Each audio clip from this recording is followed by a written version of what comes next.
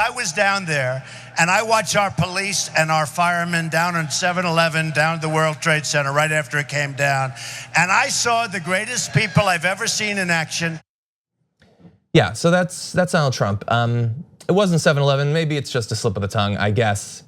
Who knows? But the worst claim there, rather than just calling it 7-Eleven, it's not a place to go get an energy drink. It was, the most horrific attack against our country in history.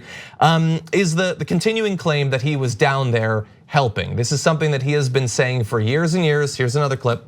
Everyone who helped clear the rubble, and I was there, and I watched, and I helped a little bit.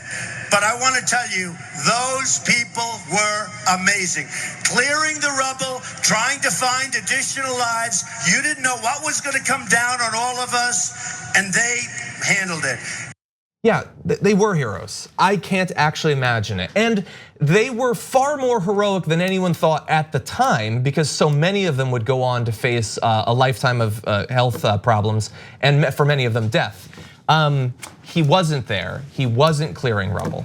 Like, to say that, that's insane.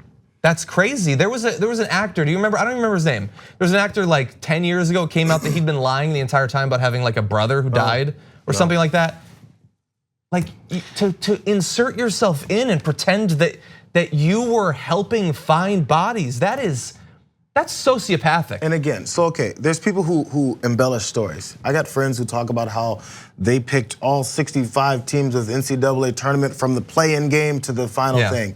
That is the kind of lie that you tell your friends while you're drinking a beer and watching the tournament, because you're a compulsive liar and you want your friends to think you're cool.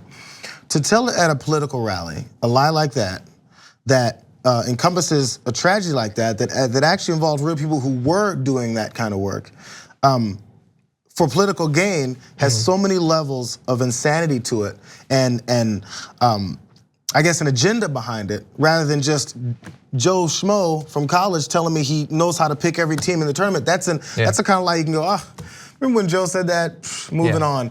This is a political rally to get elected president, to then become the guy who's doing the things he's doing to the country right now. Yeah. That's part of your appeal. That's when it becomes a more dangerous situation. Yeah, and look, he's claimed that not that the fact checks are to get through to the people in the crowd who know that he's lying and don't care. The same people who will chant, never forget, never forget, never forget. Oh yeah, he was probably helping. That guy who's never done a day of honest work in his entire life, he was probably digging through the rubble. That's what was going on. But the Washington Post and the AP sought information from the Trump campaign in 2016 about how he helped. They didn't get any response. They tried to verify his claim with information from the time, couldn't find anything. In fact, New York Fire Department Battalion Chief Richard Ailes said, "I was in a supervisory role with the fire department at the time. I was there several months. I have no knowledge of his being down there." Some Trump supporters have backed off and said, no. Even though he's clearly saying that he did it, he's not actually saying that he did it. He's saying that he sent people, which is a claim that he has made at other times. It's also a claim that he has provided absolutely no evidence for in almost 2 decades. That battalion chief said if he had sent a crew of 100, or sometimes he says 125, sometimes he says 200, sometimes he says 250. It changes depending on the crowd. If he had done that, there would be a record of it. Everybody worked under direct supervision of the police and fire department and the Joint Commander for Emergency Services. Is there a chance he was ever down there by himself and I didn't know it? It's possible, but I know of no one who ever witnessed him there.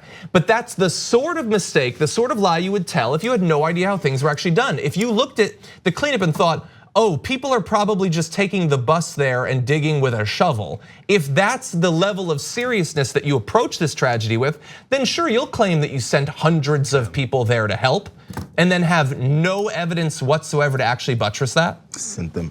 So, okay, if you're one of the people who's frustrated or may be frustrated that on a day like this, as you apologized before we start talking about this aspect of it, for criticism of President Trump over his reaction to that tragedy, understand that you need to have such a higher level of disdain for what he actually did as far as the things he has said. If you think we're supposed to overlook the things that he has done, because of the tragedy, the nature of the tragedy. Imagine how much he doesn't care about the nature of the tragedy that he decided to say those things. Exactly. It's for self-gain, and that is the most disgusting part. We've watched 2 decades of politicians using 9/11 to launch wars, to make themselves seem patriotic and everything. Rudy Giuliani, that was his whole run. And if that offends you, then a pettier, more self-centered version of it should annoy you even more. I mean, there's so many of these. We're not gonna go through all of them, but he got $150,000 grant because he said that he was housing people during the cleanup. He has provided no evidence of that, and the grant claim at the time had nothing about housing people. He bragged on the day of the attack that now his building was the tallest. He claimed that from his window in his apartment, he saw people jumping out of the windows. His apartment was 4 miles from ground zero. He didn't see bodies falling from the windows. And what's impressive about that? Why would I tell my friends, I saw people about to die? Say that you watched it. Look, everybody, we did it. When you think about 9/11, you think about what you were doing at the time. Totally understandable. Stop lying about it. Stop claiming that you saw people die personally with your bare eyes. It didn't happen. It's insane. It's insane and it's consequential. How many thousands of people have died, not just on 9/11, but as a result of the use of 9/11 by politicians? How many thousands of our soldiers? How many hundreds of thousands of Iraqi civilians? How many others in countries in the region? The stakes are too high to allow buffoons like this to use it in such a patently obvious, self-centered way to further their own political goals. If you want to lie about this, he's the type of person that's willing to lie about the economy, international treaties and trade, about foreign policy, about the way he approaches people. Yeah, if he's willing to lie about something this important, there's so many Americans, why would he not lie about everything else? Yeah. That's actually smaller issues. Yeah, I know. If you've been believing him for years and years, it's tough to finally open your eyes to the fact that he's a massive liar and that he's not really lying to me because I don't go to his rally. He's lying to you. He's lying to his supporters. But there's a lot of value in finally realizing that. Thank you for watching this clip from the Damage Report. For more content from the show and access to TYT Network members-only exclusives, go to tyt.com/Brooke. Wait, no, it's tyt.com/John. Go to tyt.com/John to sign up.